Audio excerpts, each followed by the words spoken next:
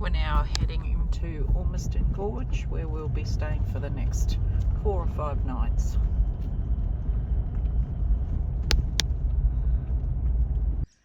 We're in campsite 8. 7 is beside us. We could get our annex out. There's no way you would with 7. This is 1 through to 6, being 6 in the back there. If you've got a high van, you might have a little bit of trouble there. The trees cover your solar. And same with this one. If you've got a high van, it might touch the top.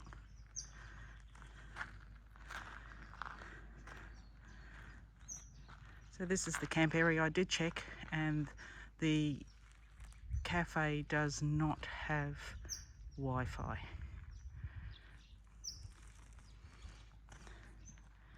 No dump station, no water. There we go. This is the barbecue area. There's a few barbecues, and this one is a gas burner where you can just put your fry pans on. These are sites 10 and 9. We're in 8. The sites 15 through to 20, 20 being closest to the toilets.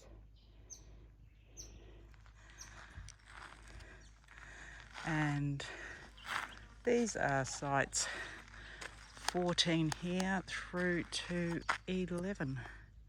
So just to give you an idea of the size of them and what they're like if you're looking to book ahead. Be aware, site 20 was very sloped, but I would not advise to jack the front of your caravan up like this to get it level. It was quite dangerous. I couldn't believe they did it.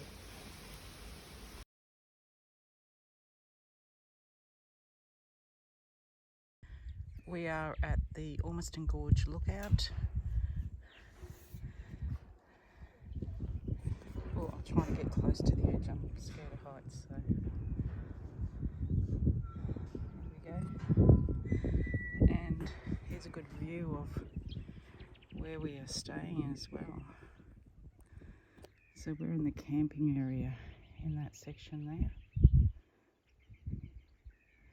They got toilets, showers, hot and cold they are.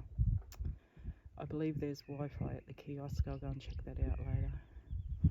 No Wi-Fi anywhere else that I could get, and I'm on Telstra. No dump station, no water, no bins. They do have recycle bins though.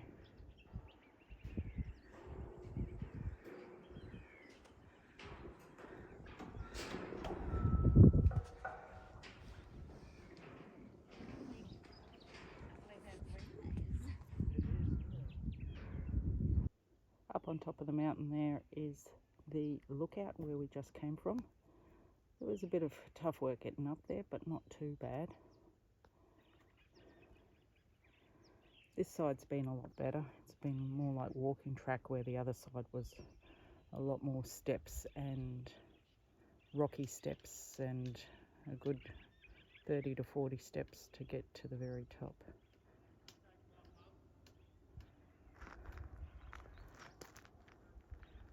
There's Pete with my walking sticks. I wouldn't have been able to do it without them. Look pretty nice. Yeah, it's different. Opens up still more as you go along. So we're a bit deeper into the Ormiston Gorge. We're on the Ghost Gums Trail still.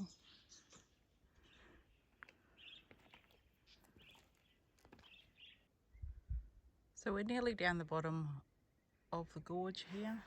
This was the trek that we just came through. Bit of hard work for a set of new knees. Very nice.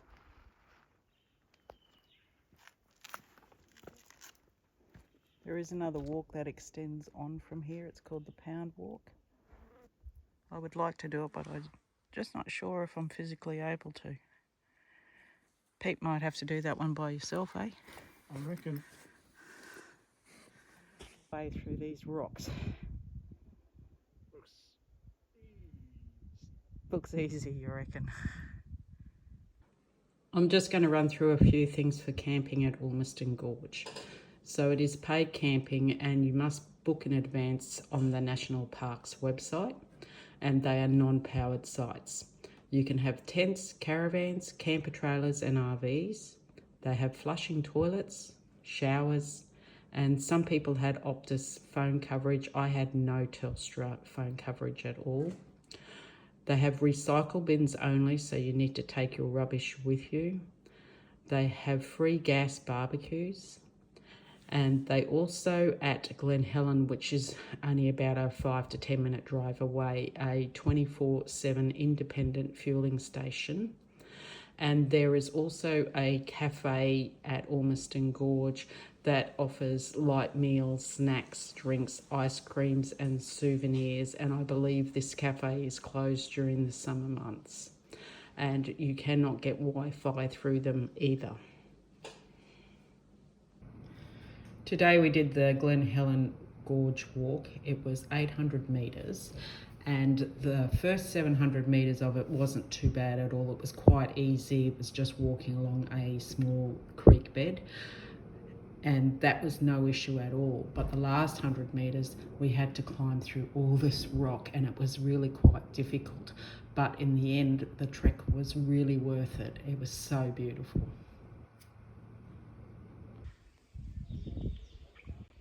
So we're at Helen Gorge. This is where my track ends. Some kids in front of us have gone up the mountain here and they're going a bit further. It's very pretty. There's some black birds fishing in there. I've seen them catching a few fish. There's been quite a few little birds flying around as well.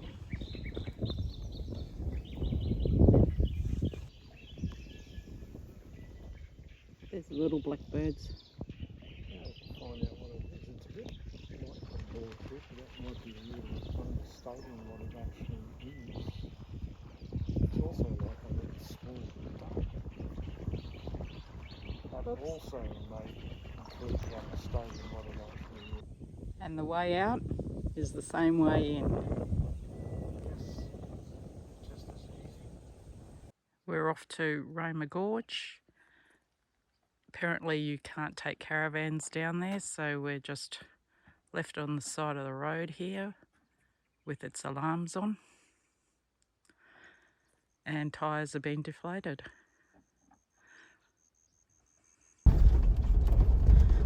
This is what the trek is like into Roma Gorge. It's 8.5 kilometres to get in there.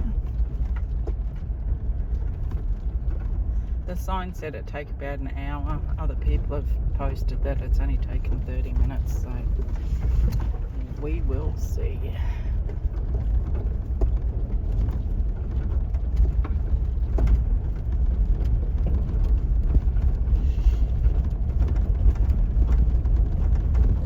We've got about 3k to go. We've been going for about 15 minutes now. The road changes from some tough river rock to easier river rock and then some of the bull dust track. It hasn't been too bad yet.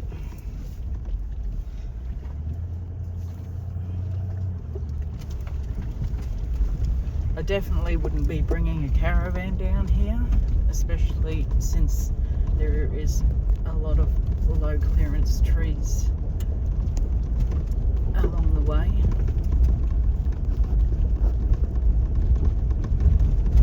Definite high clearance vehicles.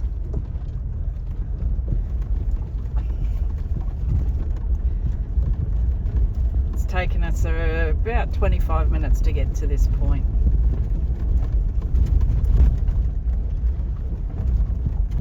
And here we are, we finally arrived. Roma Gorge. Let's go discover it.